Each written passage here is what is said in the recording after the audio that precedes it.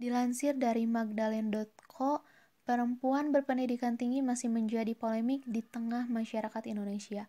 Mereka kerap dihujani komentar-komentar negatif. Misalnya, ngapain sih sekolah tinggi-tinggi, nanti ujung-ujungnya juga di dapur.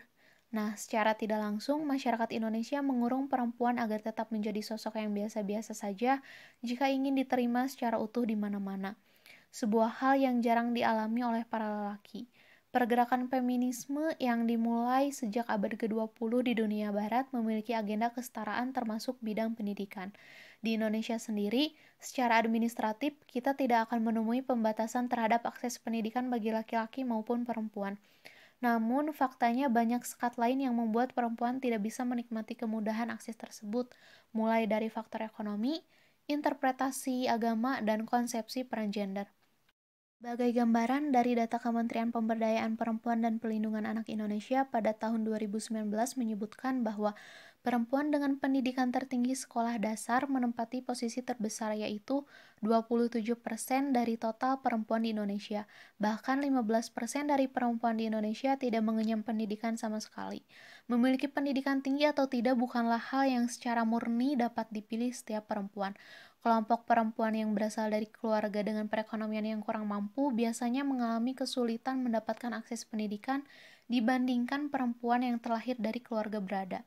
Data terakhir Badan Pusat Statistik atau BPS pada September 2020 saja mencatat total 27,55 juta masyarakat Indonesia yang hidup di bawah garis kemiskinan. Dari data tersebut, perempuan menanggung beban kemiskinan lebih banyak karena peranannya di keluarga kerap direduksi sebagai penanggung jawab rumah, sedangkan lelaki bebas sekolah atau bekerja di luar. Sebaliknya, perempuan yang lahir di tengah keluarga mampu cenderung memiliki orang tua yang afirmatif terhadap pendidikan formal dan non-formal anaknya.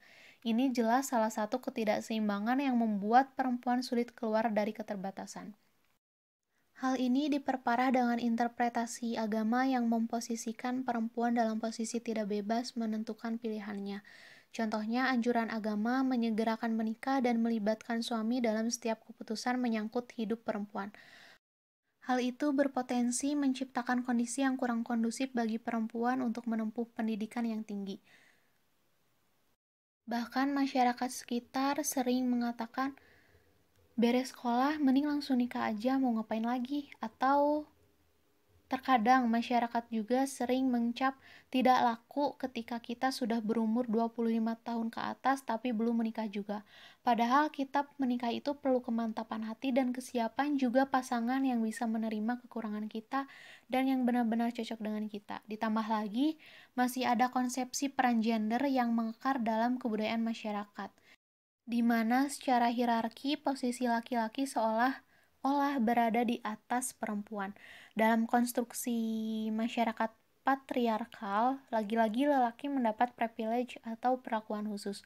Buntutnya, perempuan akan dianggap tak cukup setara dengan laki-laki di banyak bidang seperti pendidikan, rumah tangga, dan lain sebagainya.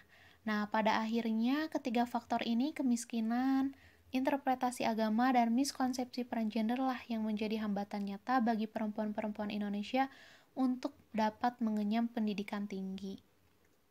Nah, dalam beberapa permasalahan tersebut, pemerintah berupaya dalam mengusahakan kesetaraan dalam lingkup pendidikan dengan diberlakukannya aturan di mana wajib belajar 12 tahun tidak hanya dalam tanda kutip untuk laki-laki saja, akan tetapi semua berhak memperoleh pendidikan.